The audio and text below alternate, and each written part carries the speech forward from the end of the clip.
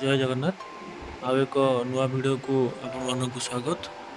ଆଜି ଆମେ ବୁଲି ଦେଖିବା Machkund hydroelectric power project, ଯେଉଁଠିକି 120 ମେଗାୱାଟ୍ ଇଲେକ୍ଟ୍ରି ଉତ୍ପାଦନ ହୁଏ।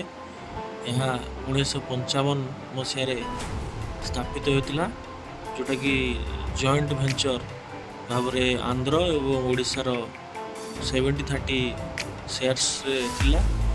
ବର୍ତ୍ତମାନ 2008 ମସିହାରୁ ତାହା ଇକ୍ୱାଲି ଡିଷ୍ଟ୍ରିବ୍ୟୁଟ୍ ହୋଇଯାଇଛି, ମାନେ 50-50%ରେ। ଏହି ପ୍ରୋଜେକ୍ଟ ମାଛକୁଣ୍ଡ ନଦୀ ଉପରେ ଅଛି। ଏହାର ଟୋଟାଲ ଖର୍ଚ୍ଚ ହୋଇଥିଲା 18 କୋଟି ଟଙ୍କା, ଯେଉଁଥିରେ ଓଡ଼ିଶାର ଥିଲା 6 କୋଟି ଏବଂ ଆନ୍ଧ୍ରପ୍ରଦେଶ ଦେଇଥିଲା 12 କୋଟି। ଆସନ୍ତୁ ବୁଲି ଦେଖିବା କିପରି ଭାବରେ ଅଛି।